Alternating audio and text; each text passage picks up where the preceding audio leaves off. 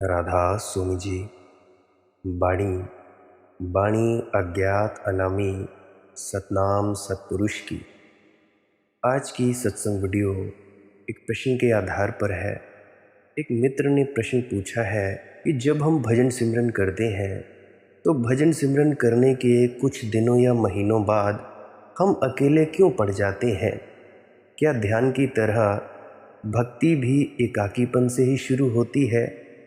भक्ति है एकाकी की उड़ान परमात्मा तक, ध्यान है एकाकी की उड़ान एकाकी तक। क्या ध्यान की तरह भक्ति भी एकाकीपन से शुरू होती है? कृपया इस बारे में बताएं। और जैसा कि आपने पिछली वीडियोस में पलटू दास जी की वाणी से शुरू किया था, तो इसके बारे में भी बताने की ज़रूर कृपा करें कि लगन मुहूर्त झूठ सब और बिगाड़े काम, इन सब का क्या मतलब है। तो चलिए इसी विषय के संदर्भ में आज की सत्संग वीडियो आरंभ करते हैं। गुरु प्यारी सत्कारयोग सत्संगत जी, आप सभी के चरणों में मेरा प्रणाम। आप सभी का बहुत बहुत धन्यवाद जो आप मुझे सुनने आए। प्यारी सत्संगत जी, अभी सभी अपने अपने गुरु महाराज को याद करते हुए सत्संग सुनने की कृपा करें। देखो मेरे मित्र, जो तुमने प्रश्न पूछा है इसका सीधा और सरल जवाब है। वो ये है, धर्म का जन्म ही एकांत में है, एकाकीपन में है। इसीलिए जब भी तुम लोग अकेले हो जाओ तो इससे डरना मत, घबरा मत जाना कि हम अकेले हो गए हैं। जहाँ तक भीड़ है, जहाँ तक भीड़ में लगाव है, जहाँ तक भीड़ के बिना रहना क्षण भर को कठिन है, वहाँ तक धर्म नहीं संसार है। इकट्ठ में कभी कोई व्यक्ति अपने भीतर नहीं पहुँच सकता है। जब भी कोई व्यक्ति अपने भीतर पहुँचा है, या जिस भी व्यक्ति ने बड़ी बड़ी खोजें की हैं या बड़े बड़े महान लोग हुए हैं, अकेलेपन में ही हुए हैं। अकेलेपन में ही सबसे बड़ी खोजें हुई हैं, चाहे वो धर्म के विषय में हो, चाहे वो विज्ञान के विषय में हो। और ध्यान रहे, भीड़ से भागकर ही कोई भीड़ से नहीं भाग जाता है। भीड़ में होकर भी कोई एकांत में हो सकता है। भीड़ भीतर नहीं होनी चाहिए, और एकांत में होकर भी भीड़ में हो सकता है। दूर हिमालय की गुफा में बैठकर भी तुम अगर चिंतन करो औरों का, मित्रों का, प्रियजनों का, शत्रुओं का, बाजार का, दुकान का, तो तुम भीड़ में ही हो। तो भीड़ मनोवैज्ञानिक ज़रूरत जब तक है, जब तक ऐसा लगता है कि बिना भीड़ के मैं मिटा, बिना भीड़ के मैं न रह सकूँगा या मैं न रह सकूँगी, चाहिए ही भीड़। बाहर हो तो ठीक, बाहर ना हो तो भीतर खड़ी कर लूँगा, तब तक तुम संसार में ही हो। संसार मन की इस रुग्ण दशा का नाम है कि दूसरों के बिना मैं नहीं हो सकता हूँ, पर निर्भरता का नाम है कि मेरा अस्तित्व दूसरों के होने पर ही निर्भर है, कि मेरा सुख दूसरे पर ही निर्भर है। अकेला मैं दुखी हूँ, दूसरा मुझे सुख देगा। फिर पति हो, पत्नी हो, माँ हो, पिता हो, भाई हो, बहन हो, मित्र हो, मगर कोई दूसरा मुझे सुख देगा। सुख दूसरे के पास है, मैं भिखारी हूँ, ये संसार है। इसलिए बहुत से मुझे कमेंट्स आते हैं, व्हाट्सएप पर मैसेजेस आते हैं कि भाई ऐसा हो रहा है, मैं ऐसा डर रही हूँ बेटा, मुझे ऐसा प्रतीत हो रहा है बड़े भाई, या मनदीप ऐसा हो रहा है। तो ये सब क्या है? ये सब तुम्हारे डर है। तुम इस भीड़ से दूर नहीं जाना चाहते। एक स्त्री ने तो यहाँ तक कह दिया कि भाई अगर मैं वापस नहीं आई लौट के तो। अरे भैया, अगर नहीं वापस आए तो क्या करोगे? तुम लोगों को संसार भी चाहिए और तुम लोगों को परम आत्मा भी चाहिए। पर एक बात तुम लोगों को मैं ज़रूर बता देना चाहता हूँ, अगर तुम लोगों ने अपने भीतर उस परम तत्व को उपलब्ध कर लिया, यानी परमात्मा को पा लिया, तो ये पूरा संसार कहीं जाएगा नहीं, ये वहीं का वहीं रहेगा। तुम्हारी पत्नी रहेगी, तुम्हारा पति रहेगा, तुम्हारी बहन रहेगी, तुम्हारा भाई रहेगा, तुम्हारे मित्र परिजन यार दोस्त रिश्तेदार ये तुम्हारे ही रहेंगे। बदलेगा क्या? बदलेगा सिर्फ ये कि अब तुम्हारा मन बोलता नहीं। तुम्हारा मन तुम्हारा गुलाम है और मन के अधीन है तुम्हारी इंद्रियां। ये तुम्हारे शरीर में जो इंद्रियां हैं ये भी तुम्हारी गुलाम हो जाएंगी। कुछ नहीं बदलता। सच बताऊं तो ध्यान करने से, जिसको हम एनलाइटनमेंट कहते हैं, संतत्व कहते हैं, आत्मबोध कहते हैं, किसी को कुछ नहीं मिलता। मैं ये कहता हूँ कि किसी को कुछ नहीं मिलता। तो अब ये सवाल पैदा होता होगा कि अगर किसी को कुछ नहीं मिलता तो मिलता क्या है? देखो भैया, मिलता कुछ नहीं है। जो होता है वो खो जाता है। तुम अपने आप को जान लेते हो कि तुम कौन हो।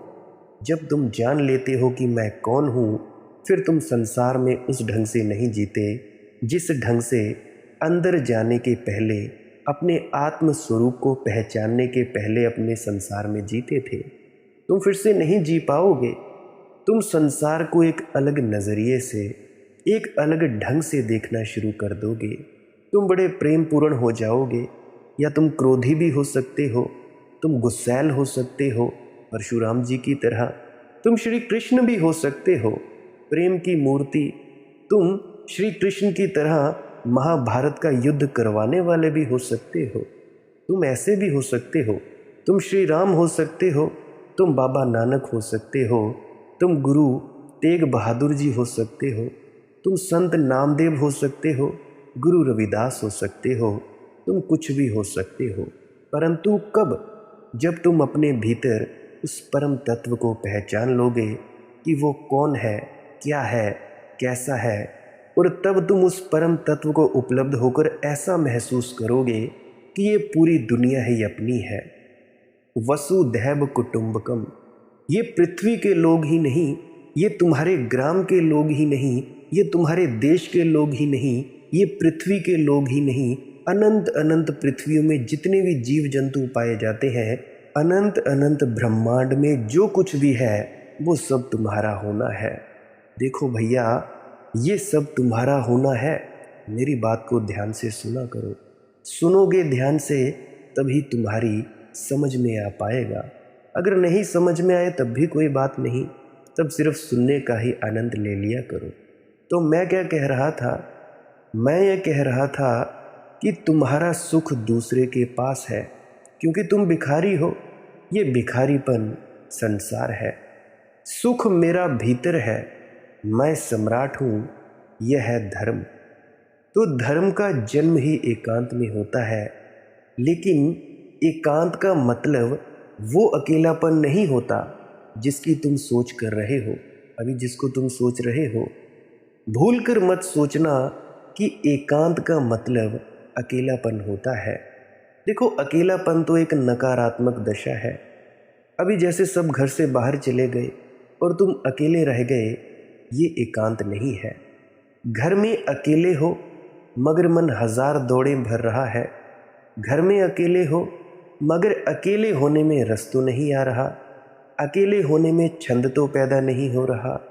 मगन तो नहीं हो, मस्त तो नहीं हो, उदास हो। सोचते हो कोई आ जाए, कोई मित्र ही द्वार खटखटा दे, कोई पड़ोसी बुला ले, कोई आ जाए। और अगर कोई ना आए तो तुम टीवी लगा लो, मोबाइल फ़ोन में यूट्यूब देखने लगो, अखबारें पढ़ो, उपन्यास पढ़ो, मगर खो जाओ कहीं।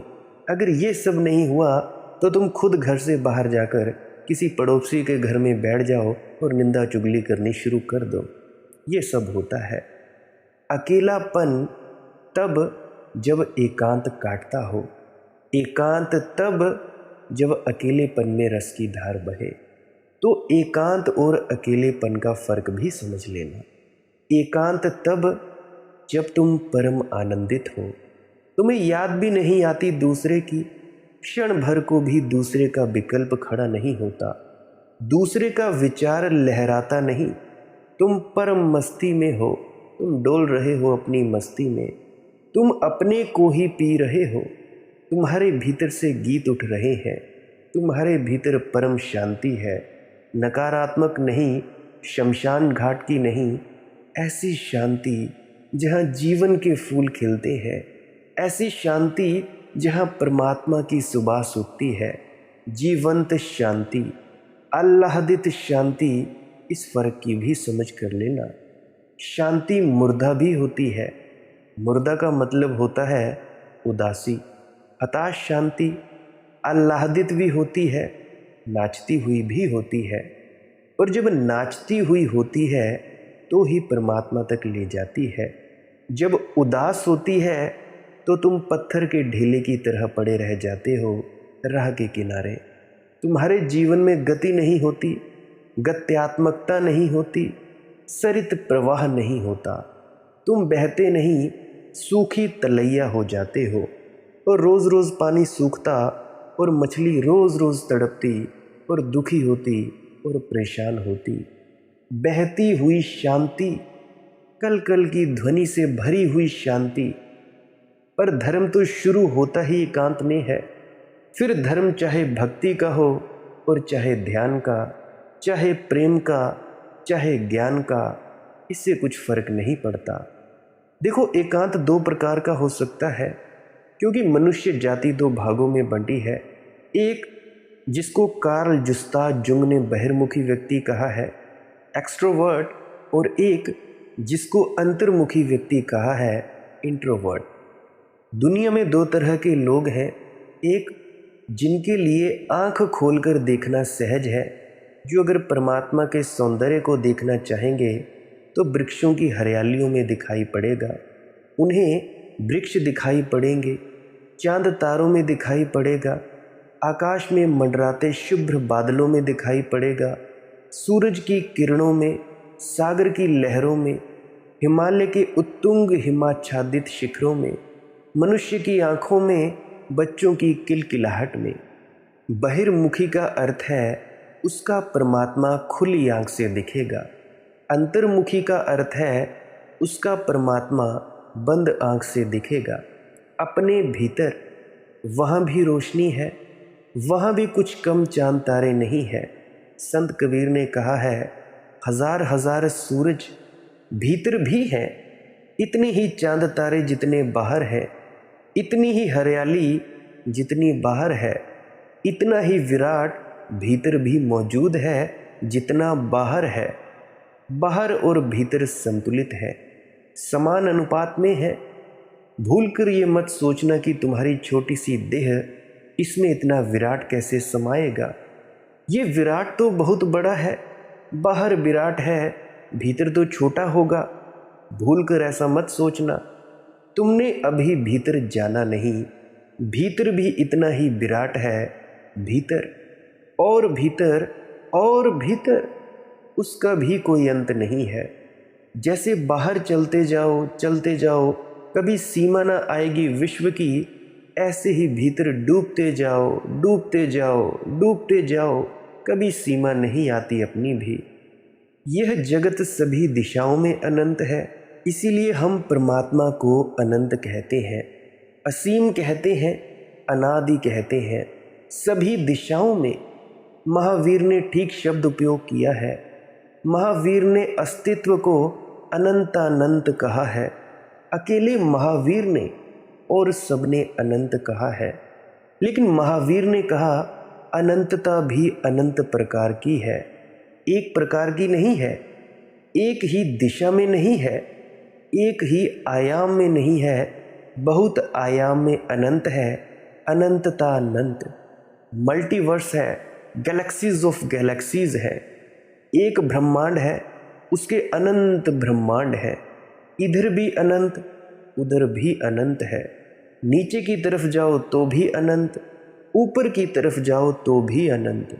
भीतर जाओ, बाहर जाओ, जहाँ जाओ वहाँ अनंत है। यह अनंतता एकांगी नहीं है, बहुरूपों में है। अनंत प्रकार से अनंत है, ये मतलब हुआ अनंतानंत का। तो तुम्हारे भीतर भी उतना ही विराट बैठा है। अब या तो आंख खोलो और देखो, या आंख बंद करो और देखो। देखना तो दोनों हालत में पड़ेगा, दृष्टा तो बनना ही पड़ेगा। चेतना तो पड़ेगा ही, जागृत अवस्था में आना तो पड़ेगा ही, चैतन्य को जगाना तो पड़ेगा, सोए सोए काम ना चलेगा। बहुत लोग हैं जो आंख खोलकर सोए हुए हैं और बहुत लोग हैं जो आंख बंद करके सो जाते हैं। सो जाने से काम ना चलेगा। फिर तो आंख बंद है कि खुली है बराबर है। तुम तो हो ही नहीं, देखने वाला तो है नहीं, तो ना बाहर देखोगे ना भीतर देखोगे। यह आंख बीच में है। पलक खुल जाए तो बाहर का विराट, पलक झपक जाए तो भीतर का विराट। बहिर्मुखी का अर्थ है जिसे परमात्मा बाहर से आएगा। अंतर्मुखी का अर्थ जिसे परमात्मा भीतर से आएगा। अंतर्मुखी ध्यानी होगा, बहिर्मुखी भक्त होगा। इसीलिए अंतर्मुखी परमात्मा की बात ही नहीं करेगा। परमात्मा की कोई बात ही नहीं। परमात्मा तो पर हो गया, अंतर्मुखी तो आत्मा की बात करेगा। इसीलिए महावीर ने, बुद्ध ने परमात्मा की बात नहीं की। वे परम अंतर्मुखी व्यक्ति हैं। और मीरा, चैतन्य, इन्होंने परमात्मा की बात की। ये परम बहिर्मुखी व्यक्ति हैं। अनुभव तो एक का ही है, क्योंकि बाहर और भीतर जो है वह दो नहीं है, वह एक ही है। मगर तुम कहाँ पहुँचोगे, बाहर से पहुँचोगे या भीतर से, इससे फर्क पड़ सकता है। इधर से कान पकड़ोगे या उधर से, इतना ही फर्क है। कान तो वही हाथ में आएगा, आता तो परमात्मा ही हाथ में है। जब भी कुछ हाथ में आता है, परमात्मा ही हाथ में आता है। और तो कुछ है ही नहीं हाथ में आने को। जिस हाथ में आता है वह हाथ भी परमात्मा है। परमात्मा ही परमात्मा के हाथ में आता है। तो इसकी तुम लोग चिंता मत करना कि इस जन्म में नहीं पाए तो अगले जन्म में चाहे मिले मिले ना मिले। मैं तुम लोगों के सब डर वगैरह ख़त्म कर देना चाहता हूँ। जब तुम अंतस में पहुँचोगे और तुम लोग मुक्त हो जाओगे तो तुम लोग हंसोगे। हंसोगे इस बात पर कि भाई जो पहले से ही चीज़ हमारे पास थी उसी को ही पाया, हमने कभी इसे खोया ही नहीं था। और अगर अनंत अनंत जन्मों तक भी हम अपने भीतर नहीं पहुँचते, अपने आप को ना पहचान पाते, तो भी कुछ नहीं होता। देखो, तुम्हारे होने या ना होने से इस पूरी सृष्टि को कोई फ़र्क नहीं पड़ता। ये पूरी सृष्टि रैंडम है। रैंडम का क्या मतलब होता है? बस ऐसे ही बन गई, बस खेल खेल में बन गई। और ये जो पृथ्वी है, ये जो गैलेक्सी है, ये ब्रह्मांड है, ये ऐसे ही बन गया है। और कई जो एलियन प्रजाति हैं वो बड़ी हैरान होती हैं देखकर कि हम लोग कैसे पैदा हो गए, क्योंकि यहाँ पर ऐसा वातावरण ही नहीं होना था जिसकी वजह से हमने पैदा होना था। परंतु फिर भी हम लोग इस धरती पर पैदा हुए, ये भी होना एक बड़ी अचंभित बात है, आश्चर्य की बात है। चलो आ ही गए तो भैया मुझे एक बात तुम लोग बताओ, हम लोग उस धरती पर जिस पर हम पैदा हुए, उस धरती पर रहने का पैसा क्यों दें जो धरती है हमारी? हम जिस ज़मीन पर रह रहे हैं उस ज़मीन पर रहने के लिए पैसा क्यों दें जहाँ पे हम पैदा हुए हैं? क्योंकि जिस घर में हम पैदा होते हैं उसका हम पैसा क्यों दें उसको कर? और मैं ये सोचता हूँ कि इन सरकारों को मालिक किसने बनाया और तुम लोगों को गुलाम किसने बनाया? मुझे ये समझ में नहीं आता। कभी कभी तो मैं भी समझ से पैदल हो जाता हूँ। समझ कर मेरी समझ की समझ भी ख़त्म हो जाती है, तो इसीलिए आज नासमझी की बात कर रहा हूँ। खैर, ये तो हुई दूसरी बातें। तो मैं बात कर रहा था अंतर्मुखी और बहिर्मुखी व्यक्तियों की। मैं कहता हूँ बहिर्मुखी एक ढंग से यात्रा करता है, अंतर्मुखी दूसरे ढंग से यात्रा करता है। बहिर्मुखी मूर्ति रखेगा भगवान की, मंदिर बनाएगा, श्रृंगार लगाएगा भगवान को, नाचेगा मूर्ति के आसपास, सूर्य को नमस्कार करेगा, चांद तारों में देवताओं का निवास बनाएगा। ठीक है, जैसे भी हो उस परम सौंदर्य की प्रतीति होनी चाहिए। अंतर्मुखी मूर्ति इत्यादि हटा देगा, उसकी कोई ज़रूरत नहीं है। ना साज श्रृंगार करेगा परमात्मा का, कुछ भी नहीं करेगा। ऐसा हुआ राविया एक सूफी फकीर औरत, उसके घर दूसरा फकीर आया। सूफी फकीर हसन ठहरा हुआ था। सुबह हुई, अंधेरा कटा, सूरज निकला। हसन बाहर खड़ा था झोंपड़े के। इस अपूर्व सुबह को देखकर मग्न हो उठा। भक्त था, नाचने लगा और उसने आवाज दी राविया को कि ए राविया, तू भीतर बैठी क्या कर रही है? बाहर आ, बड़ी सुंदर सुबह निकली है। परमात्मा की ऐसी सुंदर सुबह है और तू भीतर बैठी क्या कर रही है? सूरज ने अपना जाल फैला दिया है, पक्षी गीत गा रहे हैं, सुबह की शीतल हवा है, रात का अंधेरा कट गया है, ये परम आनंद के क्षण है। तू भीतर बैठी क्या कर रही है? और पता है राबिया ने क्या कहा? राबिया खिलखिलाकर हंसी और उसने कहा, हसन तुम ही भीतर आओ, क्योंकि बाहर तुम जिस सूरज को देख रहे हो, मैं उसी सूरज बनाने वाले को अपने भीतर देख रही हूँ। उसने भीतर का मतलब बिल्कुल गहरा लिया। उसने झोंपड़े के भीतर की बात ही नहीं की। उसने कहा, तुम जिसे देख रहे हो बाहर, उसके बनाने वाले को मैं भीतर देख रही हूँ। सूरज बाहर सुंदर है क्योंकि उसके हाथ की छाप है। जहाँ जहाँ उसका हस्ताक्षर है, वहाँ वहाँ सौंदर्य है, वहाँ वहाँ धन्यता है, वहाँ वहाँ प्रसाद है। लेकिन मैं उसी को देख रही हूँ। तुम ही आंख बंद करो और भीतर आओ हसन। कब तक बाहर घूमते रहोगे? ये भक्त और ज्ञानी का फर्क है। हसन भक्त है, राविया ज्ञानी है। अगर तुम मुझसे पूछो तो ना तो जो बाहर रस ले रहा है उसे भीतर आने की ज़रूरत है, ना भीतर जो रस ले रहा है उसे बाहर आने की ज़रूरत है। जो जहाँ रस ले रहा है उसी रस में डूबते डूबते निमज्जित हो जाए, खो जाए। तो ना तो मैं हसन से कहूँगा भीतर आओ। अगर मैं वहाँ होता तो हसन से कहता तुम बाहर नाचो भैया, और राविया से कहता तू बहन भीतर नाच। ना हसन को भीतर बुला और ना हसन तू राबिया को बाहर बुला, क्योंकि राबिया को बाहर दिखाई ना पड़ेगा, अंतर्मुखी है, और हसन को भीतर दिखाई ना पड़ेगा, बाहिरमुखी है। और ध्यान रखना, बाहिरमुखी और अंतर्मुखी में कोई मूल्यांकन नहीं कर रहा हूँ कि इनमें कौन अच्छा और कौन बुरा। कोई अच्छा बुरा नहीं। जहाँ से प्रभु मिल जाए, प्रभु का मिलना अच्छा। कभी कभी तुम लोग गुरु के प्रति प्रेम से ही इतने भर जाते हो कि गुरु ही गायब हो जाता है, धीरे धीरे उसका शरीर पूरा गायब हो जाता है और तुम्हारे भीतर एक प्रकाश प्रकट होता है और तुम उस प्रकाश पुंज में डूब जाते हो और तुम वहाँ पहुँच जाते हो जहाँ तुम्हारा होना है, जहाँ प्रभु है। ये है बाहिरमुखी। बाहिरमुखी प्रेम। अंतर्मुखी का क्या मतलब? आंख बंद किए, आंख मूंद कर बैठ गए, जपने लगे राम राम। जपते जपते अनहद नाद प्रकट हो गई और तुम्हारे अंदर प्रकाश प्रकट हो गया। प्रकाश प्रकट हो गया, बस फिर उस प्रकाश में डूबे और तुम परमात्मा में लीन हो गए।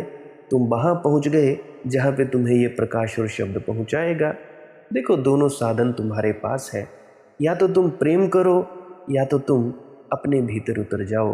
तुम्हें जो रास्ता ठीक लगे तुम लोग अपना लेना, दोनों रास्तों से ही पहुंच जाओगे। परंतु तुम लोग देखना, तुम्हारे लिए कौन सा रास्ता ठीक है या कौन सा रास्ता तुम्हारे लिए आसान होगा, खुद से चुन लेना। पहले भी कई दफ़ा बता चुका हूँ। पूछा है भाई ने कि ध्यान है एकाकी की उड़ान एकाकी तक, भक्ति है एकाकी की उड़ान परमात्मा तक। क्या ध्यान की तरह भक्ति भी एकाकीपन से शुरू होती है? निश्चित ही भाई, दोनों एकाकीपन से ही शुरू होती है। दोनों ही भीड़ से मुक्त होकर शुरू होती है, लेकिन दोनों का स्वाद थोड़ा भिन्न होता है। प्रथम तो भिन्न होता है, अंततः एक हो जाता है। मार्ग शुरू में अलग होते हैं। नदी एक, घाट बहुतेरे। घाटों के ढंग अलग अलग हैं, नदी एक है। अगर घाट पर ध्यान रखोगे तो भेद मालूम पड़ेगा, अगर नदी पर ध्यान करोगे तो भेद मालूम नहीं पड़ेगा। जो जाना जाता है वह तो एक, जिसके द्वारा जाना जाता है वह तो एक, लेकिन जिन विधियों से जाना जाता है वे अनेक हैं। घाट बहुतेरे। फिर से दोहरा देना चाहता हूँ इस बात को, जो जाना जाता है, जिससे मिला जाता है, वह तो एक, और जिसके द्वारा जाना जाता है वह भी एक। लेकिन जिन विधियों और रास्तों से उस परमात्मा तक पहुंचा जाता है या जाना जाता है उस परमात्मा को, वे बहुत सारी विधियां हैं। भक्त का एकाकीपन अलग, ज्ञानी का एकाकीपन अलग। प्रथम चरण में, पहली सीढ़ी में तुम बड़े हैरान होगे कि एकाकीपन और एकाकीपन कैसे अलग हो सकते हैं। समझने की कोशिश करो। जब भक्त एकाकी होता है तो अपने को मिटाने लगता है, तभी एकाकी हो पाता है। जब परमात्मा बचता है और भक्त मिट जाता है तो एकाकी। एक बचा, जब तक भक्त भी रहता है तब तक दो। इसीलिए भक्त की सारी चेष्टा है परमात्मा बचे, मैं मिट जाऊं। संत कबीर कहते हैं, प्रेम गली अति सांकरी, तामे दो ना समाए। या तो मैं या तू। अगर यही मामला है तो मैं तो मिटा दूंगा, मैं को मिटा दूंगा मैं। इसीलिए तो कहा पलटू जी ने कि जो अपने हाथ से शीश काटने को तैयार हो वही इस मार्ग पर कदम बढ़ाए। इतना जो पागल हो, ऐसा जो मर्द हो, वही कदम बढ़ाए। अपने को मिटा डालना होगा, पोंछ डालना होगा, एक ही बचेगा, परमात्मा बचेगा। ज्ञानी क्या करता है, ध्यानी क्या करता है? ध्यानी भीड़ को छोड़ता है, परमात्मा को भी छोड़ देता है। वह कहता है, जब तक ये परमात्मा है तब तक तो दूजा बचा है। इसलिए बौद्ध जैन फकीरों ने कहा है, अगर महात्मा बुद्ध भी रास्ते पर मिल जाए तो उठाकर तलवार दो टुकड़े कर देना, ताकि तुम अकेले बचो, दूसरा नहीं चाहिए। जैन फकीरों ने कहा है कि अगर बुद्ध का नाम भी याद आ जाए तो कुल्ला करके मुंह साफ कर लेना। ये बुद्ध के भक्त इस तरह कह रहे हैं, ये ज्ञान का मार्ग है। ये कहते हैं दूसरे की जरा भी जगह नहीं है, एक ही बचना चाहिए। तुम्हारी चेतना मात्र बचे, कोई भी ना बचे। चेतना में कोई दृश्य न बचे, कोई दिखाई पड़ने वाला न बचे। कोई भी बचा है दूसरा, भगवान भी बचा है दूसरा, तो अड़चन है। रामकृष्ण परमहंस जी के गुरु तोतापुरी ने रामकृष्ण को कहा था, जब तक ये तेरी काली की प्रतिमा बची है तुम्हारे भीतर, तब तक तू अभी मुक्त नहीं हुआ। ये काली तो गिरानी पड़ेगी, ये काली तो हटानी पड़ेगी। ये ज्ञानी बोल रहा है भक्त से, क्योंकि अभी तो बचा दूसरा। द्विवची, द्वैत बचा, अद्वैत चाहिए। दर्पण बचे और दर्पण में किसी का भी प्रतिबिंब ना बचे। पहले प्रतिबिंब बनता था लोगों का, अब नहीं बनता, लेकिन परमात्मा का बनने लगा। मगर परमात्मा भी तो पर है, दूसरा है। तो ज्ञानी कहता है, पर को बिल्कुल भुला दो, पर को बिल्कुल छोड़ दो, अकेले तुम ही बचो। राम का स्मरण भी ना बचे, ये 5 नाम का 10 नाम का सिमरन भी ना बचे, राम की प्रतिमा भी ना बचे। शुद्ध निर्विकार निर्विकल्प चैतन्य बचे, वहाँ पहुँच गए। फर्क समझना, ध्यानी सब पर को छोड़कर पर में परमात्मा भी सम्मिलित है, तुम्हारा गुरु भी सम्मिलित है। जब अकेला बच जाता है तो एकाकी। और भक्त सबको छोड़कर परमात्मा को बचा लेता है। सब में उसका खुद का होना भी सम्मिलित है, सबको छोड़कर परमात्मा को बचा लेता है, तब एकाकी। ये 2 तरह के मार्ग हैं। मगर परमात्मा बचे या आत्मा बचे, जब एक ही बचता है तो उन दोनों का स्वाद एक ही हो जाता है। फिर उनके नाम का ही फर्क है। जिसको महावीर आत्मा कहते हैं उसी को शंकर परमात्मा कहते हैं। फिर नाम का ही भेद है, फिर ज़रा भी फर्क नहीं रहा। जहाँ एक ही बचा, अब तो नाम की ही बात रही। तुम उसे क्या कहते हो, आत्मा कहो या परमात्मा कहो। ध्यानी आत्मा कहेगा, क्योंकि ध्यानी तो परमात्मा को छोड़ ही चुका, मिटा ही चुका। तो अब तो जो बची है चीज़, वह मेरा ही शुद्धतम रूप है। अहम ब्रह्मस्मि, मैं ही ब्रह्म हूँ। और भक्त तो ये कैसे कहेगा कि मैं ही ब्रह्म हूँ? वह तो कहेगा मैं तो गया, पहले ही जा चुका, मैं तो कब का जा चुका, अब एकाकी ब्रह्म मात्र है, अब तो तू ही है मेरे प्रभु। दोनों ही एकाकी से शुरू होते हैं, भीड़ को छोड़कर, और दोनों परम एकांत में पूर्ण होते हैं। शुरू में थोड़े थोड़े भेद होंगे, अंतर्मुखता के, बहिर्मुखता के, अंतिम चरण में कोई भेद नहीं रह जाता, अभेद प्रकट होता है। आगे पूछा गया है कि पलटू दास जी कहते हैं, लगन मुहूर्त झूठ सब और बिगाड़े काम। नक्षत्र विज्ञान कहता है कि लगन मुहूर्त से काम करने के लिए अगर तुम लगन मुहूर्त से काम करोगे तो काम बनने की संभावना बढ़ जाती है। इसमें कितनी कितनी सच्चाई है। देखो मेरे मित्र, नक्षत्र विज्ञान, ये जो ज्योतिषी है, संसारिक मन की ही दौड़ है। ज्योतिषियों के पास कोई आध्यात्मिक पुरुष थोड़े ही जाता है। ज्योतिषियों के पास तो संसारी आदमी जाता है, कहता है भूमि पूजा करनी है, नया मकान बनाना है तो लगन मुहूर्त, की नई दुकान खोलनी है तो लगन मुहूर्त, की नई फिल्म का उद्घाटन करना है लगन मुहूर्त, की शादी करनी है बेटे की लगन मुहूर्त। संसारी डरा हुआ है कहीं गलत ना हो जाए, और डर का कारण है क्योंकि सभी तो गलत हो रहा है, इसलिए डर भी है कि और गलत ना हो जाए। ऐसे ही तो फंसे हैं और गलत ना हो जाए। संसारी व्यक्ति भयभीत है, भय के कारण सब तरफ सुरक्षा करवाने की कोशिश करता है, और जिससे सुरक्षा हो सकती है उस एक को भूले हुए है। वही तो पलटू कहते हैं कि जिस एक के सहारे सब ठीक हो जाए उसकी तो तू याद ही नहीं करता, और सब इंतज़ाम करता है, लगन मुहूर्त पूछता है, और एक विश्वास से, एक श्रद्धा से उस एक को पकड़ लेने के लिए सब सद जाए, लेकिन वह तू नहीं पकड़ता क्योंकि वह महंगा धंधा है। उस एक को पकड़ने में स्वयं को छोड़ना पड़ता है, सिर काट कर रखना होता है, इसलिए वह तो तुम नहीं कर सकते। तुम कहते हो हम दूसरा इंतजाम करेंगे, सिर को भी बचाएंगे और लगन मुहूर्त पूछ लेंगे, सुरक्षा का और इंतज़ाम कर लेंगे और व्यवस्था कर लेंगे, होशियारी से चलेंगे, गणित से चलेंगे, आंख खोलकर चलेंगे, संसार में सुख पाकर रहेंगे।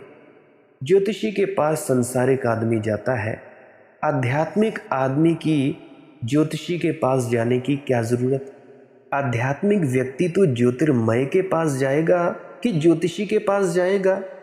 चांद तारों के बनाने वाले के पास जाएगा कि चांद तारों की गति का हिसाब रखने वालों के पास जाएगा?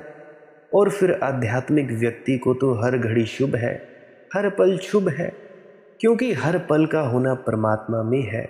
अशुभ तो हो कैसे सकता है? कोई भी मुहूर्त अशुभ तो कैसे हो सकता है?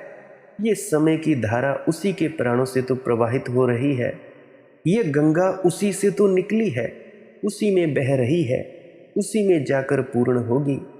आध्यात्मिक व्यक्ति को तो सारा जगत पवित्र है, सब पलछिन, सब घड़ी दिन शुभ है।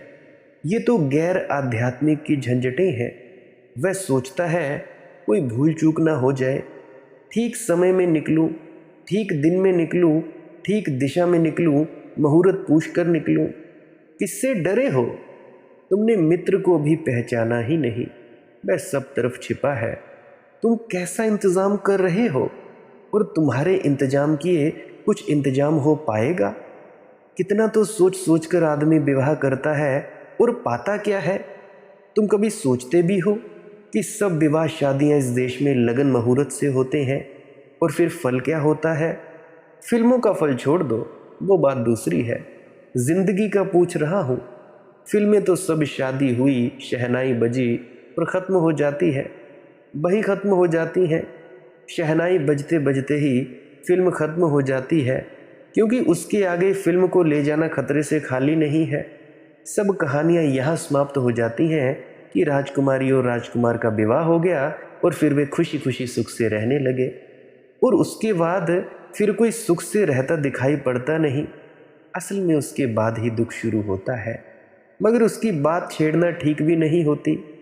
इतने लगन मुहूर्त को देखकर तुम्हारा विवाह क्या सुख लाता है? इतना लगन मुहूर्त देखकर चलते हो, जिंदगी में कभी रस आता है? इतना सब हिसाब बनाने के बाद भी आती तो हाथ में मौत है, जो सब छीन लेती है, जो तुम्हें नंगा कर जाती है, दीन दरिद्र कर जाती है। हाथ में क्या आता है इतने सारे आयोजन होशियारी के बाद, इतने चतुराई के बाद? पलटू कहते हैं कि अपनी चतुराई पकड़े हुए हो, मगर इस चतुराई का परिणाम क्या है? आखिरी हिसाब में तुम्हारे हाथ क्या लगता है? मेरे पिताजी भी ऐसे ही थे। मेरी जब शादी होने वाली थी, कहने लगे कि मेरी पत्नी का नाम बदल दो, उसका कोई राशि वगैरह बता रहे थे, ये बदल जाएगा। मुझे तो कुछ समझ नहीं आई।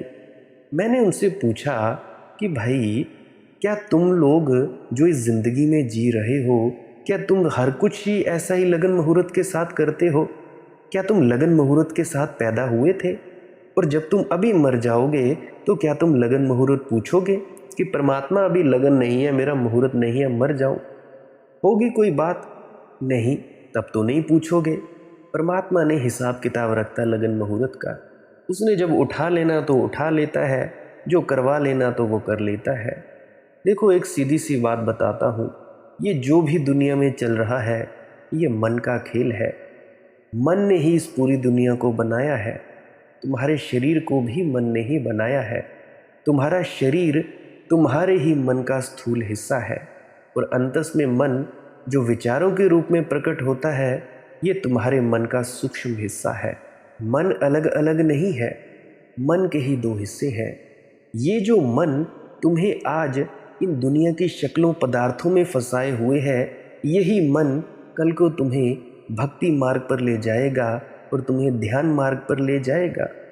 देखो, सिकंदर भी खाली हाथ जाता है, यह सभी हारते हैं। संसार में हार सुनिश्चित है, चाहे शुरू में कोई जीतता मालूम पड़े और हारता मालूम पड़े, अलग अलग, लेकिन आखिरी में सिर्फ हार ही हाथ लगती है। जीते हुओं के हाथ भी हार लगती है, और हारे हुओं के हाथ भी तो हार ही लगती है। यहाँ जो दरिद्र वे तो दरिद्र रह ही जाते हैं, यहाँ जो धनी हैं वे भी तो अंततः दरिद्र सिद्ध होते हैं। यहाँ जिनको कोई नहीं जानता था, जिनका कोई नाम नहीं था, कोई प्रसिद्धि नहीं थी, कोई यश नहीं था, वे तो खो ही जाते हैं। लेकिन जिनको खूब जाना जाता था, बड़ी प्रसिद्धि थी, वे भी तो खो जाते हैं। क्या हुआ तुम्हारे सिकंदर का? क्या हुआ तुम्हारे पुराने नेताओं का, राजाओं महाराजाओं का? मिट्टी सबको समा लेती है, चिता की लपटों में सभी समाहित हो जाता है, रेखा भी नहीं छूट जाती। कितने कितने लोग इस ज़मीन पर नहीं रह चुके हैं। तुम लोग जहाँ बैठे हो, वैज्ञानिक कहते हैं ज़मीन के एक एक इंच पर कम से कम 10-10 आदमियों की लाशें गड़ी हैं। हम सब मरघट में बैठे हैं। जहाँ भी हो वहाँ मरघट है। पूरी ज़मीन पर मरघट कई दफ़े बन चुका, बिगड़ चुका है। आज यहाँ बस्ती है, कभी मरघट थी। आज जहाँ मरघट है, कभी बस्ती बन जाएगी। आज मैं जिस ज़मीन पर बैठा हूँ, जहाँ से मैं सत्संग फरमा रहा हूँ, इस ज़मीन के नीचे भी कब्रें थी, और आज यहाँ पे घर बना हुआ है। कितनी दफ़े उलट फेर हो चुके हैं। ये ज़मीन कितनों को लील गई है, ये तुम्हें भी लील जाएगी पूरी तरह से। कितनों का नाम रह गया है, और नाम रह भी जाए तो कोई क्या रहता है? जब तुम ही नहीं रहे तो नाम के रहने से फ़ायदा भी क्या होता है? मान लो तुम प्रधानमंत्री हो गए। अब तुम प्रधानमंत्री हो गए, तुमने बड़ा नाम दौलत शोहरत कमा ली। जब तुम मर जाओगे तो मरने के बाद नाम छोड़ने के क्या फ़ायदा भाई? जब तुम ही ना रहोगे, तुम्हारा अगला जन्म हो जाएगा या तुम मुक्त हो जाओगे, तो इस नाम का क्या करोगे भाई? अचार डालोगे। जब तुम ही नहीं रहे इस नाम का मज़ा उठाने वाले, तो क्या करोगे इस थोथे नाम का? लगन मुहूर्त पूछकर पहुँचते कहाँ हो? इसका भी कभी हिसाब किया कि लगन मुहूर्त ही पूछते रहोगे? संसारिक पूछता है लगन मुहूर्त। जितना संसारिक आदमी है, जितना महत्वाकांक्षी हो, उतना लगन मुहूर्त पूछता है। दिल्ली में तुम पाओगे सब तरह के ज्योतिषी अड्डा जमाए बैठे हैं। हमारे हिमाचल में भी है, पर इतने नहीं है। चुनाव के समय उनकी खूब बन जाती है। सभी राजनेता अपने अपने ज्योतिषी रखते हैं और वे ज्योतिषी उनको कहते हैं कि बस इस मुहूर्त में खड़े हो जाओ, इस मुहूर्त में भर देना फार्म चुनाव का, इस मुहूर्त में ऐसा करना, ये ताबीज़ बांध लो, ये गंडा बांध लो, इस बार जीत निश्चित है। मेरे एक मित्र हैं, दूर के मित्र हैं, ज्योतिषी का धंधा करते हैं और ये तो सब बेईमानी के धंधों में एक धंधा है। उन्होंने एक कारीगरी की, उससे खूब प्रसिद्ध हुए। राष्ट्रपति के चुनाव में 2 व्यक्ति खड़े थे। दोनों को जाकर कह आए कि आपका सफल होना निश्चित है। दोनों को कह आए, 2 में से एक तो कोई होगा ही। जो हो गया उसके पास जाकर पहुँचे। उसने तो उसके चरण भी छू लिए और उनको लिखित सर्टिफिकेट भी दिया कि इनका ज्योतिष बड़ा सही है। ये कह गए थे मुझसे, दोनों को कह गए थे। जो हार गया उसकी तो बात ही खत्म हो गई। अब उसके पास जाने की ज़रूरत भी नहीं है, उसको याद भी नहीं है कि कौन आया कौन गया। मगर जो जीत गया उसको याद दिलाने पहुंच गए, उसे सर्टिफिकेट ले आए। जब ये सर्टिफिकेट ले आए तो मैंने उनसे पूछा, मुझे पता है तुम्हारा ज्योतिष कितना कैसा है, मुझे पता है कि ज्योतिष में कितना क्या तुम जानते हो, तुमने ये घोषणा कैसे की? उन्होंने कहा कि अब आपसे क्या छुपाना भाई, दोनों को घोषणा कराए थे। एक तो जीतेगा ही ना, जो जीतेगा उससे सर्टिफिकेट ले आएंगे। उसका सर्टिफिकेट ले आए, फिर सारे अखबारों में सर्टिफिकेट छपवा दिया, राष्ट्रपति के साथ तस्वीर निकालकर छपवा दी। तब से उनका धंधा खूब चल निकला। अब तो लोग उनके पास काफ़ी आते हैं और जब 100 आदमी आते हैं तुम उनसे कहते ही चले जाओ कि ये होगा वह होगा, उसमें से कुछ को तो होने वाला है, 50 को होने वाला है। जिनको हो जाएगा उनकी भीड़ बढ़ती जाती है, जिनको नहीं होता वे दूसरे ज्योतिषी खोजते हैं। तुम नहीं जंचते उनको, बात खत्म हुई, वे किसी और के चक्कर में पड़ेंगे। लेकिन तुम्हारे पास जिनको लाभ हो जाता है वे आने लगते हैं, उनकी भीड़ बढ़ने लगती है, उनका शोरगुल बढ़ने लगता है। फिर जब नया आदमी आता है तो वह देखता है कि इतने लोगों को लाभ हो रहा है तो ज़रूर लाभ होता होगा, ज़रूर यहाँ पे फ़ायदे होते होंगे। ये सब मनोवैज्ञानिक धंधे हैं और आज इन मनोवैज्ञानिक धंधों के नाम पर ये डेरे खुले हैं, ये मठ खुले हैं। इनका मौलिक आधार सम्मोहन है। ये सब भ्रांति से चलते हैं और भ्रांति तब तक चलती है जब तक आदमी को ये भ्रम है कि संसार में कुछ पा लूँगा। डर तो लगता है कि मिलना मुश्किल है, किसको मिला, लेकिन उपाय कर लूँगा। तो फिर उपाय में कोई कमी ना रह जाए तो सभी उपाय कर लूँ। इसमें अब मुहूर्त भी पूछ ही लूँ कि कौन जाने। मैंने सुना है एक बड़े वैज्ञानिक के संबंध में कि वह अपनी बैठक में स्वीडन में रहता था, घोड़े का नाल लटकाए हुए था। एक अमेरिकन पत्रकार उससे मिलने गया। उसने कहा कि आश्चर्य, आप इतने बड़े वैज्ञानिक, नोबेल पुरस्कार के विजेता, और आप ये घोड़े का नाल लटकाए हुए हैं। स्वीडन में लोग लटकाते हैं, उससे लाभ होता है। घोड़े का नाल लटकाने से लोगों को लाभ होता है। अलग अलग धारणाएं हैं लोगों के लाभ की, मगर आप इस अंधविश्वास में पड़े हैं। वह वैज्ञानिक हंसने लगा। उसने कहा कि मैं इसको बिल्कुल नहीं मानता, ये बिल्कुल अंधविश्वास है। तो फिर उसने कहा, जब आप कहते ही हैं कि ये बिल्कुल अंधविश्वास है और नहीं मानते, तो फिर अपनी बैठक में क्यों लटकाए हुए हो भैया? उन्होंने कहा, जिस आदमी ने ये मुझे दिया उसने कहा कि मानो या ना मानो लाभ तो होगा ही। देखते हैं आदमी का लोभ कैसा है, मानो या ना मानो लाभ तो होगा ही। तो मैंने सोचा देख ही लें लटका कर। मानता हूँ मैं नहीं हूँ, है तो अंधविश्वास, लेकिन जिसने मुझे दिया है वह कहता है मानो या ना मानो लाभ तो होगा ही। लाभ की आकांक्षा है तो तुम फंसोगे कहीं ना कहीं, लगन मुहूर्त देखकर कहीं ना कहीं फंसोगे। पलटू जी तो बड़ी गहरी बात कह रहे हैं। पलटू तो कह रहे हैं, अध्यात्म के खोजी को क्या लगन मुहूर्त। परमात्मा को पाने के लिए कोई विधि विधान थोड़े करना पड़ता है कि सुबह बैठें शाम बैठें, सुबह के 3 बजे ठीक है, सुबह के 4 बजे ठीक है, 2:30 बजे उठना ठीक है, 5 बजे ठीक है। ना ना ना, जब मूड आए बस बैठ जाओ। अब मुझसे कई पूछते हैं, भाई तुम भजन सिमरन कब करते हो? अब मैं कह देता हूँ कि भाई मैं तो सारा दिन सोता ही रहता हूँ, मैं कब भजन सिमरन करता हूँ, मुझे क्या ज़रूरत पड़ी है भजन सिमरन करने की। वो अपने आप ही मुझे भज लेता है, जब याद करता है तो कर लेता है, जब करता है तो एक एक डेढ़ डेढ़ दिन करता रहता है, जब वो मुझे याद नहीं करता तो भैया मैं 5-5 7-7 दिन भी नहीं बैठता। तो भैया उसकी मौज है, कब वो मुझे बिठाए बैठ जाता हूँ, ना बिठाए तो ना सही। तो भैया परमात्मा को पाने के लिए कोई विधि विधान थोड़ी करना पड़ता है, सब झूठ है। कहते हैं पलटू, लगन मुहूर्त झूठ सब। परमात्मा में जाना हो तो हर मुहूर्त मुहूर्त है, यही क्षण जा सकते हो तुम्हारे ऊपर निर्भर है। परमात्मा रोक थोड़े ही रहा है भाई, ये थोड़े कह रहा है कि ठीक समय पर आना, भाई अभी हम तैयार नहीं।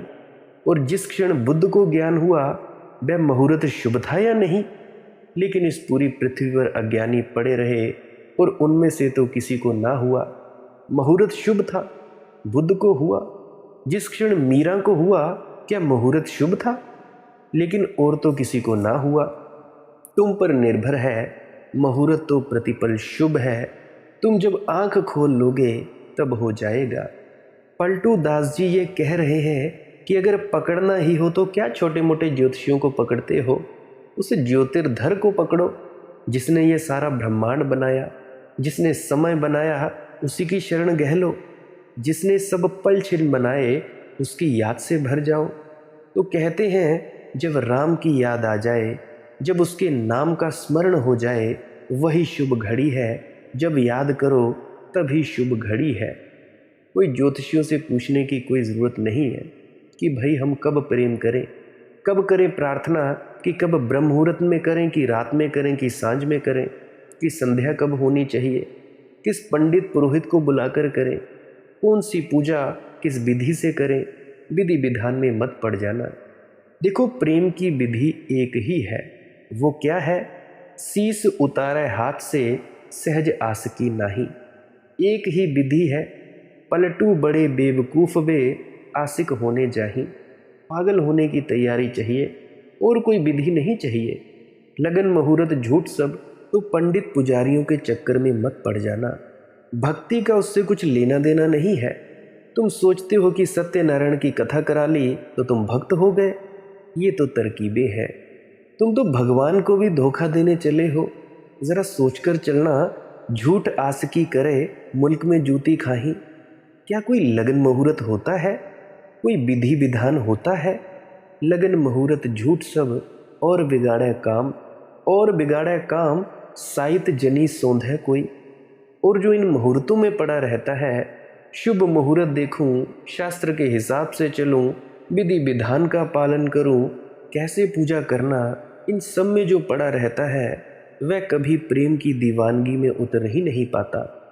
रामकृष्ण परमहंस जी पुजारी हुए थे तो कभी पूजा करते, कभी ना भी करते, और कभी करते तो दिन भर करते और कभी 2 मिनट में निकल आते, और इसके पहले की काली को भोग लगाते, खुद चख लेते।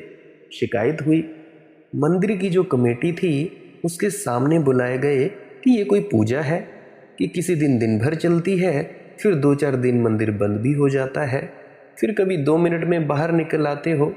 और हमने ये भी सुना है कि तुम भगवान को प्रसाद लगाने के पहले खुद चख लेते हो, वहीं मंदिर में खड़े होकर चखते हो। ये तो सब बात गड़बड़ है। तो रामकृष्ण ने कहा, संभालो अपनी फिर ये पूजा, ये मुझसे ना होगी। मेरी माँ जब भी कुछ बनाती थी तो पहले खुद चखती थी, फिर मुझे देती थी। मैं बिना चखे दे ही नहीं सकता, क्योंकि पता नहीं देने योग्य हो भी कि ना हो। मुझे कैसे पता चले? जब मैं चख लूँ और पाऊँ कि हाँ स्वादिष्ट है, देने योग्य है, तो लगा दूँ। अब ये कुछ और ही बात हो गई, ये शास्त्र के बिल्कुल विपरीत हो गई। पहले भगवान को लगाओ, फिर अपना भोग लगा लेना। रामकृष्ण पहले अपने को लगाते, मगर उनकी बात में तो बड़ा बल है, और उन्होंने कहा कि जब दिल बैठ जाता है तो फिर कोई घड़ी घंटों का हिसाब रहता है। जब बैठ गया दिल तो फिर बैठा रहता दिल, फिर दिन भर भी चलती है तो दिन भर भी चलती है। फिर ये कोई थोड़ी है कि घंटे के हिसाब से, ये कोई स्कूल थोड़ी है कि घंटा बजाया और क्लास शुरू, घंटा बजाया और क्लास बंद। ऐसा नहीं होता। रामकृष्ण कहते थे, पूजा का कोई हिसाब सो नहीं हो सकता। तो कभी जमती है तो जम जाती है, कभी बैठ जाती है बात तो बैठ जाती है, कभी दिल से बैठ जाता है तो मिल जाता है, तो फिर चलती है। कभी नहीं बैठता तब कोई ज़बरदस्ती थोड़ी हो सकती है। झूठ आसकी करे मुल्क में जूती खाही, तब झूठी पूजा कैसे करूं? हो ही नहीं रही, आज मन उठ ही नहीं रहा। और कभी कभी तो मैं नाराज़ भी हो जाता हूं भगवान पर, तब नाराज़गी में कैसे पूजा हो? जब नाराज़ हो जाता हूं तो ताला लगाकर बंद कर देता हूं कि पड़े रहो, अब पछताओगे, अब नहीं आऊँगा। फिर याद आने लगती है ये तो बात ठीक नहीं, फिर जाकर मना लेता हूँ। तो रामकृष्ण ने कहा, अगर तुम्हारी मर्जी हो तो मुझे अलग कर दो, मगर मेरी पूजा तो ऐसे ही चलेगी, क्योंकि यही सच्ची पूजा है मेरे लिए। लगन मुहूर्त झूठ सब और बिगाड़े काम, और बिगाड़े काम साहित जनी सौंधे कोई, एक भरोसा नाही उसल कहुआ से होई। जमाने भर की विधि विधानों की फिक्र कर रहे हो और असली बात भीतर सोच ही नहीं रहे हो। एक भरोसा नहीं उसल कहुआ से हुई, पर परमात्मा पर भरोसा नहीं है। बस ये असली बात तो खो रही है। और सब इंतज़ाम किए ले रहे हो, विवाह का सब इंतज़ाम कर लिया है, बैंड बाजे इकट्ठे कर लिए हैं, बाराती इकट्ठे हो गए हैं, और ये भूल ही गए कि वर कहाँ है। बारात निकलने की तैयारी होने लगी तब याद आई कि बर तो है ही नहीं, दूल्हा तो है ही नहीं। असली बात तो एक है, बाकी बारातियों से कहीं बारात थोड़ी बनती है। दूल्हा चाहिए, भरोसा। एक भरोसा नहीं उसल कहुआ से हुई। कहाँ से तुम्हारी कुशलता होगी?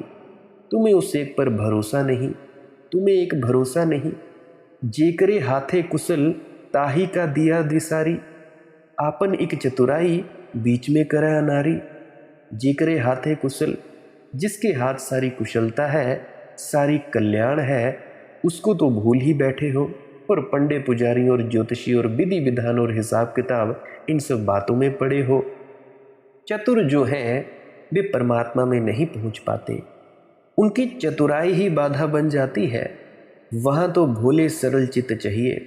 इसीलिए तो पलटू ने कहा, पलटू बड़े बेवकूफ बे आशिक होने जाही, शीस उतारे हाथ से सहज आसकी नाही। तिनका टूटे नाही बिना सतगुरु का दया, अजहू चेत गवार जगत है झूठी काया।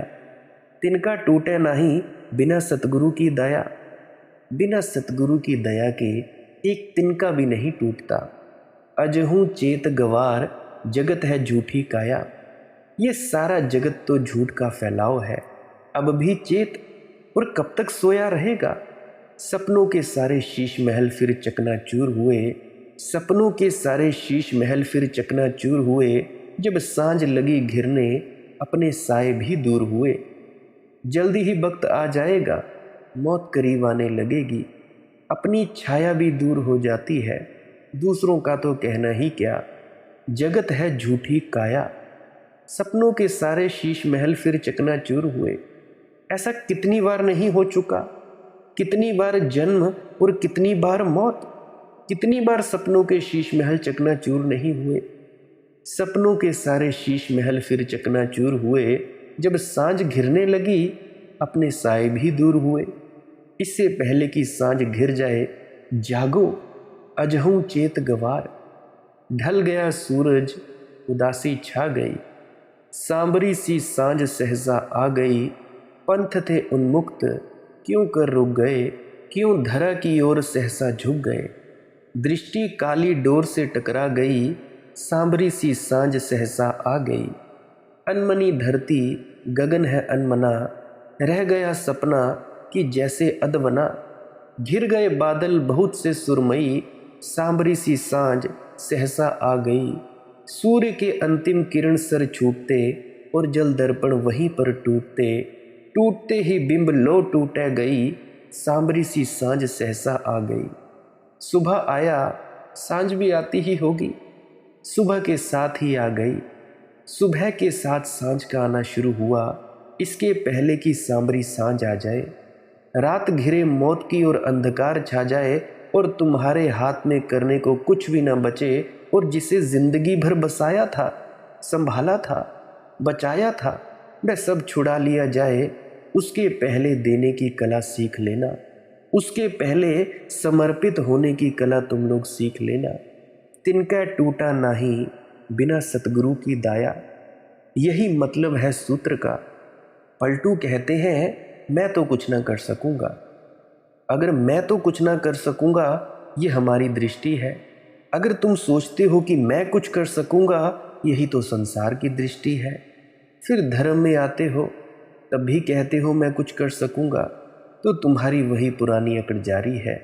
धर्म के जगत में तो तुम कहो मैं कुछ भी नहीं कर पाया, इस मैं से कुछ होता ही नहीं।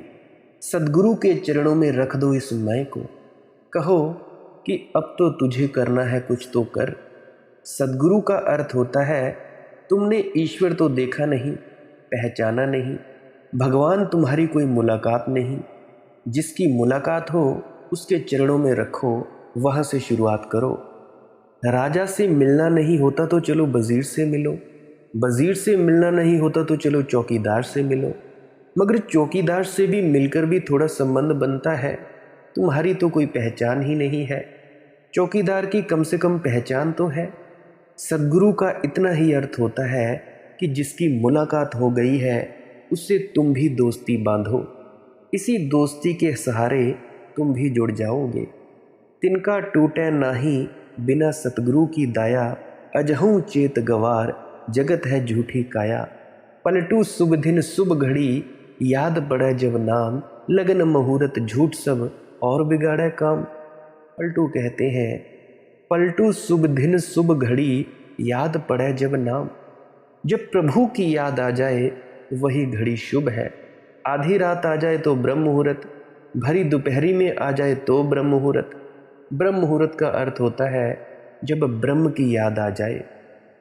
पलटू शुभ दिन शुभ घड़ी याद पड़े जब नाम, जब उसकी स्मृति तुम्हें झकझोरने लगे, जब उसकी पुकार तुम्हें खींचने लगे, जब उसका प्रेम तुम्हें डोर में बांधने लगे, जब तुम्हारे भीतर परमात्मा की स्मृति जगने लगे, सुख बुगाने लगे, जब तुम्हारे भीतर थोड़ा सा अंकुर फूटने लगे उसकी तरफ, कहो प्रार्थना, कहो ध्यान, कहो सुरति, शब्द नाम, जो तुम्हें कहना है कहो।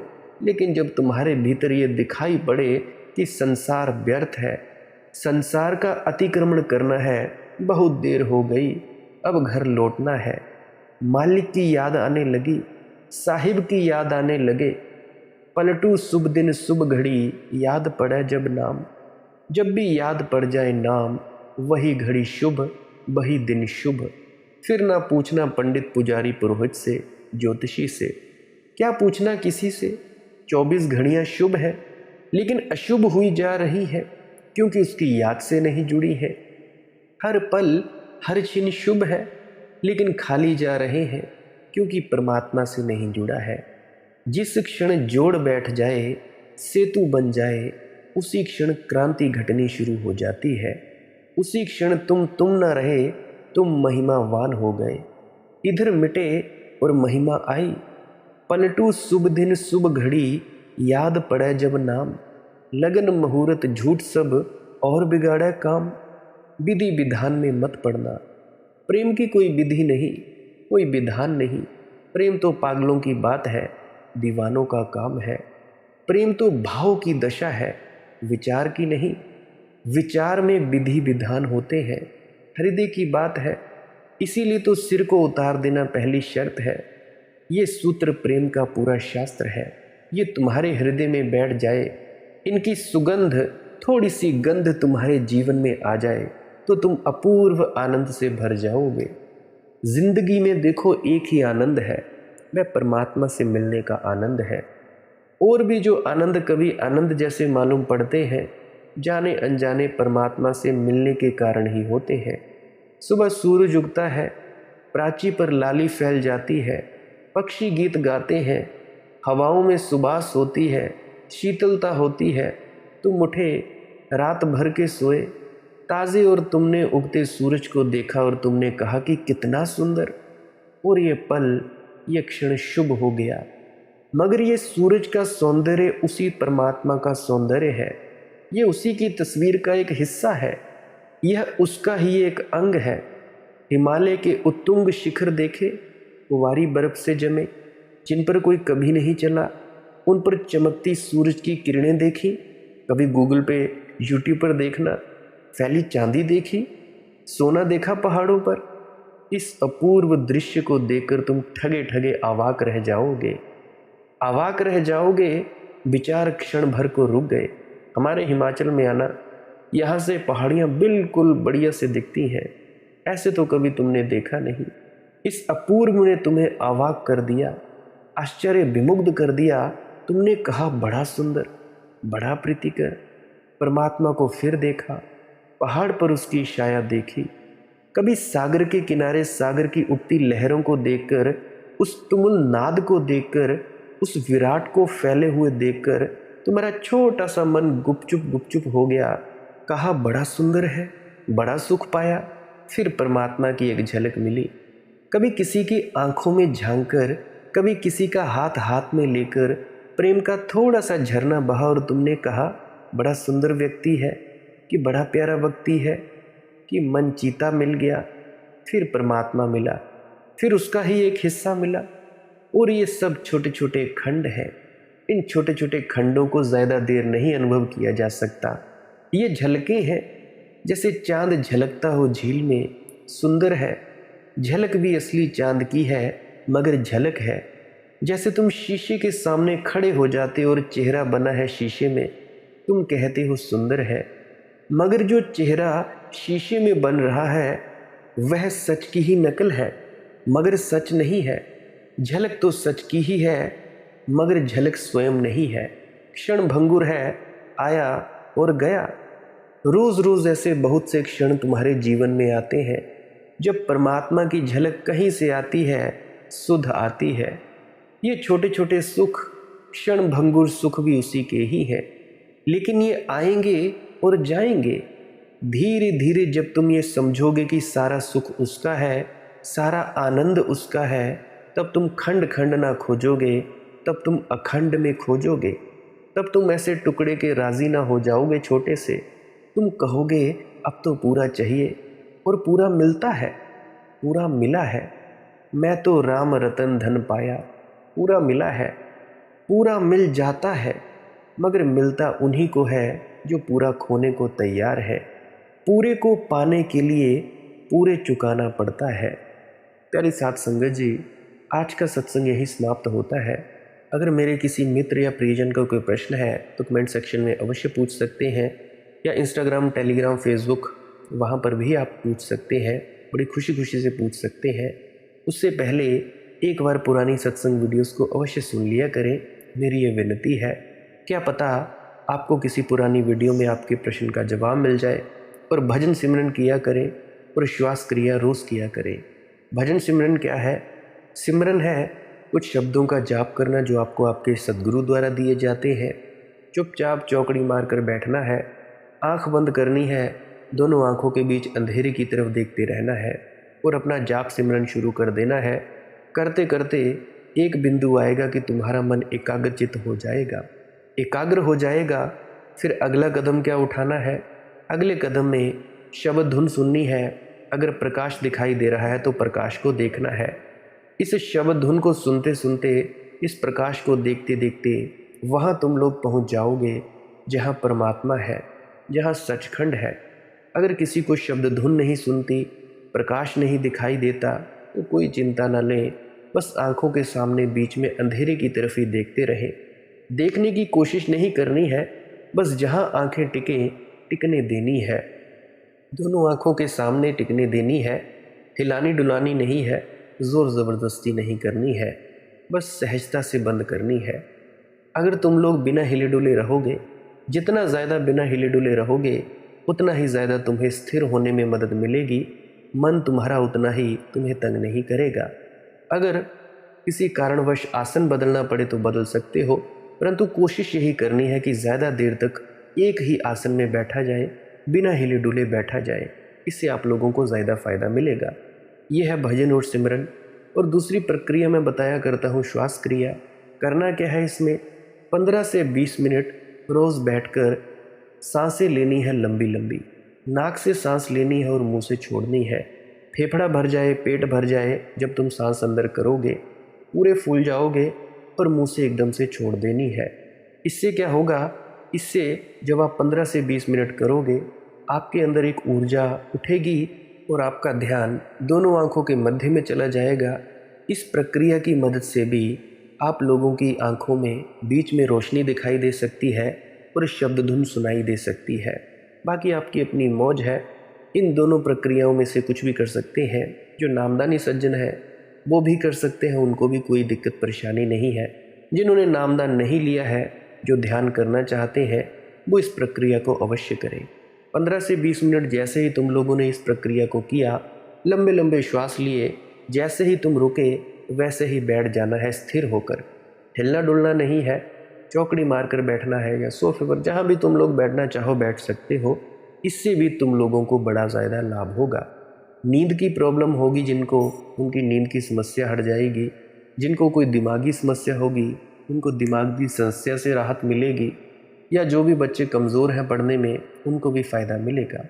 ध्यान के साथ जोड़ोगे अगर इस प्रक्रिया को तो भाई ध्यान में आपको तरक्की मिलेगी। ध्यान नहीं करोगे तब भी आपको शारीरिक और मानसिक लाभ मिलेगा। और अगर इस प्रक्रिया को करने के बाद एकदम से नींद आ जाए तो सो जाना है। सोने के बाद जब फिर से उठोगे तब चुपचाप चौकड़ी मार के बैठ जाना है और ध्यान के लिए बैठना है। कुछ नहीं करना है, बस आंख बंद करके आराम से बैठ जाना है। यह है सारी प्रक्रिया, यह है श्वास क्रिया। कौन नहीं कर सकता इसको? जो प्रेग्नेंट लेडीज़ है बिल्कुल ना करें, और जो हार्ट पेशेंट है और सांस लेने में जिनको तकलीफ़ है वो 1-2 बार करके देखें।